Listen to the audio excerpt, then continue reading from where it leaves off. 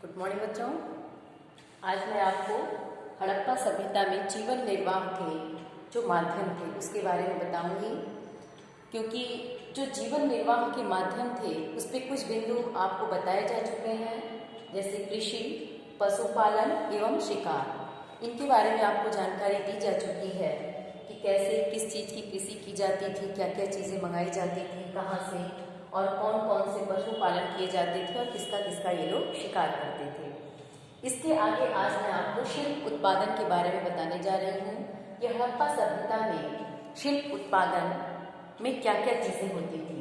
तो शिल्प उत्पादन में सबसे प्रसिद्ध स्थल चौहंदड़ो था, और शिल्प उत्पादन के अंतर्गत जैसे मनके बनाना, शंखों की कटाई, धातुकर्म और मोहरों का निर्माण होता था। शिल्प उत्पादन में क्या क्या चीज़ें थी?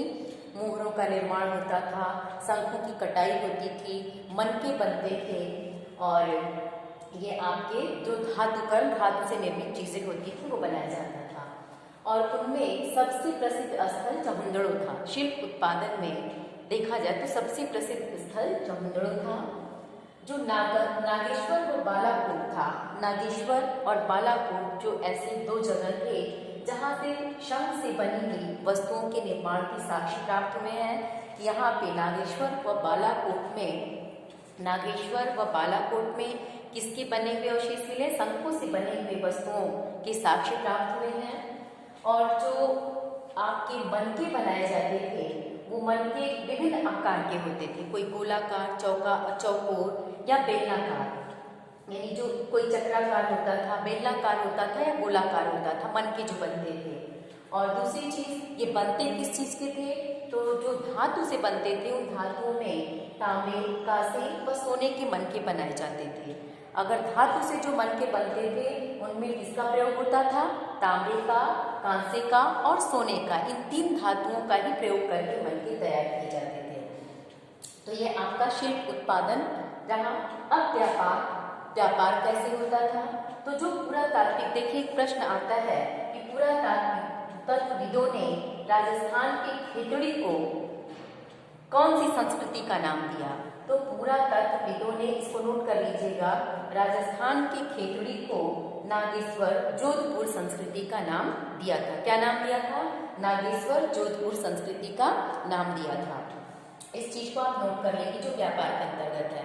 अब व्यापार होता क्यों था? अब देखिए व्यापार क्यों जरूरी है। अब व्यापार के लिए क्या था कि इस सभ्यता में, यानी हड़प्पा सभ्यता संस्कृति के अंतर्गत जो स्थानीय वस्तुएं बनाई जाती थी, स्थानीय वस्तुओं को बनाने के लिए, निर्मित करने के लिए हमें कच्चे माल की आवश्यकता होती थी। कहीं भी कोई चीज निर्मित किया जाएगा तो हर चीज तो वहां उपलब्ध नहीं होगी, तो उन वस्तुओं को निर्मित करने के लिए कच्चे माल की आवश्यकता होती थी। तो उन कच्चे मालों को सुदूरवर्ती क्षेत्रों से मंगाया जाता था और उसके लिए व्यापारिक केंद्र बनाए गए थे। और इन व्यापारिक केंद्रों को संपन्न करने के लिए, सही सलामत व्यापार हमारा संपन्न हो सके, उस व्यापार का संचालन सही तरीके से करने के लिए उसके आसपास बस्तियां बनाई जाती थीं, जिससे व्यापार करने में सुगमता रहे। अब जैसे अलग अलग क्षेत्र बनाया गया था, जैसे व्यापारिक केंद्र जो थे, उन व्यापारिक केंद्रों के पास जो बस्तियां बनाई गई थी उनमें अलग अलग चीजों के लिए अलग अलग केंद्र थे। जैसे नागेश्वर व बालाकोट से शंख की चीजें निर्मित, यानी शंख से बनी वस्तुओं को प्राप्त करने के लिए बनाया गया था। अफगानिस्तान में सुरतुघई के समीप नीली लाजवर्द को प्राप्त किया जाता था, और दक्षिणी राजस्थान और उत्तरी गुजरात से सेलखड़ी प्राप्त किए जाते थे। और पुरातत्वविदों ने, ऐसा साक्ष्य प्राप्त हुआ है कि पुरातत्वविदों ने स्पष्ट किया है कि राजस्थान की खेतड़ी को क्या नाम दिया? नागेश्वर व, क्या नाम ने बताया आपको? नागेश्वर व जोधपुर संस्कृति का नाम दिया। और एक चीज है इसमें कि यहाँ से जो नागेश्वर व खेतड़ी है, यहाँ से तांबे के जो वस्तुएं मिलती थी वो किस चीज की बनी होती थी? तांबे की निर्मित होती थी। ये भी ध्यान दीजिएगा कि ये वस्तुएं किस चीज की निर्मित होती थी? तांबे की निर्मित थी। तो दूर क्षेत्रों से में जो भी अभियान माने जो कच्चे माल को प्राप्त किया जाता था, उसके लिए क्या बनाया गया? व्यापारिक केंद्र। और उस व्यापारिक कार्य को सरलता से संपन्न किया जा सके, इसके लिए जगह जगह क्या बनाई गई थी? बस्तियां बनाई गई थी, जिनके द्वारा और हर चीज को प्राप्त करने के लिए अलग अलग जगह बनाए गए थे। माने एक ही जगह से सारी चीजें उपलब्ध नहीं थी। और दूसरी चीजें, एक और चीज आप नोट करेंगी, जो खेतड़ी राजस्थान में है वहां से तांबे और दक्षिणी भारत में सोने की प्राप्ति, यानी दक्षिण भारत से सोने और राजस्थान के खेतड़ी से तांबा। जो राजस्थान का खेतड़ी था वहां से क्या प्राप्त हुआ? तांबा। और दक्षिण भारत से क्या मिला? सोने की प्राप्ति के साक्ष्य मिले हैं। तो ये था हमारा हड़प्पा सभ्यता के अंतर्गत व्यापार। तो व्यापार, एक बार फिर आपसे मैं बता रही हूँ कि व्यापार को संपन्न करने के लिए जो व्यापारिक केंद्र थे, उन व्यापारिक केंद्रों के आसपास क्या बनाई गई थी? बस्तियां बनाई गई थी। अब उन जगहों में जैसे जो मनके बनते थे वो तो तांबे, कांसे और सोने के मनके धातु के रूप में बनते थे। अब जैसे नागेश्वर और बालाकोट है, तो नागेश्वर और बालाकोट से किस चीज के साक्ष्य मिले? शंख के। और दूसरा, अफगानिस्तान में सोर्तुगई के समीप नीली लाजवर, जो अफगानिस्तान के पास सोर्तुगई जगह है, वहां से नीली लाजवर की प्राप्त होने के साक्ष्य मिले हैं।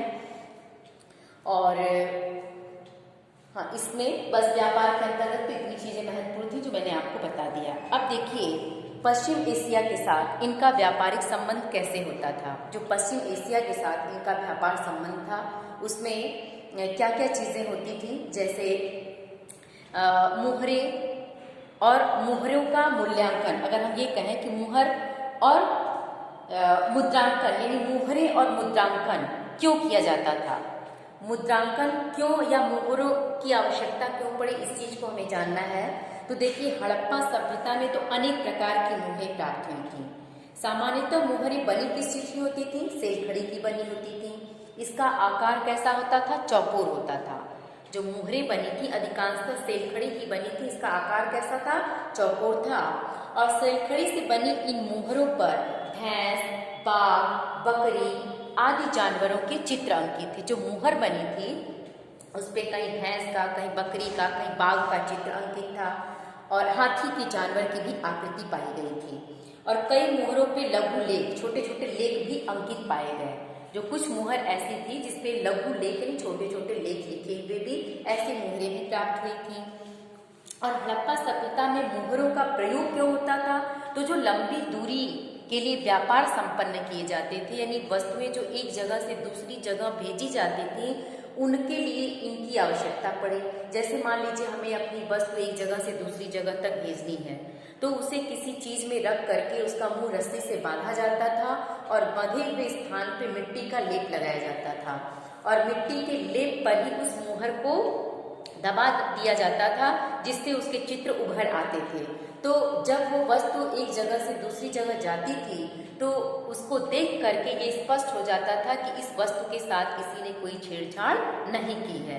तो इसलिए मुहरों की आवश्यकता या मुद्रांकन यानी मुद्राओं का अंकन, इसकी आवश्यकता महसूस हुई, ताकि हम अपने सामान को एक जगह से दूसरी जगह सुरक्षित पहुंचा सकें, स्पष्ट हो सके कि इस वस्तु को किसी ने छेड़ा नहीं है। और बाट क्या था? उस समय में व्यापार को संपन्न करने के लिए या नाप तौल के लिए एक विकसित माप प्रणाली थी, जिसके लिए बाट का प्रयोग होता था। और ये बाट किस तरह के होते थे? दो तरह के। जैसे पहली द्विधारी प्रणाली जिसको कहते हैं, जैसे 1, 2, 4, 8, 16, 32 के आधार पे था। और दूसरा जिसकी जो सर्वोच्चम सीमा थी वो 12,800 तय की गई थी। और बाटों के ऊपरी मानदंड जो थे वो दशमलव प्रणाली का अनुसरण करते थे। और जो छोटे बाट होते थे, छोटे बाटों का उपयोग अधिकतर आभूषण को तैयार करने के लिए किया जाता था। तो आभूषण की नाप तौल के लिए, जो छोटे बाट थे, उन छोटे बाटों का प्रयोग किस चीज के लिए किया जाता था? आभूषणों की नाप तौल के लिए किया जाता था। समझ में आया? तो मुद्रांकन या मोहरें, इनकी आवश्यकता क्यों पड़ी? बाट का क्या महत्व था या क्यों उपयोग में लाया जाता था? और व्यापार कहाँ कहाँ से कैसे होते थे? शिल्प उत्पादन के अंतर्गत क्या क्या चीजों को ये निर्मित करते थे? मैं उम्मीद करती हूँ इतनी चीजें आप ध्यान से देखेंगी। आगे कल पढ़ाऊंगी। Thank you.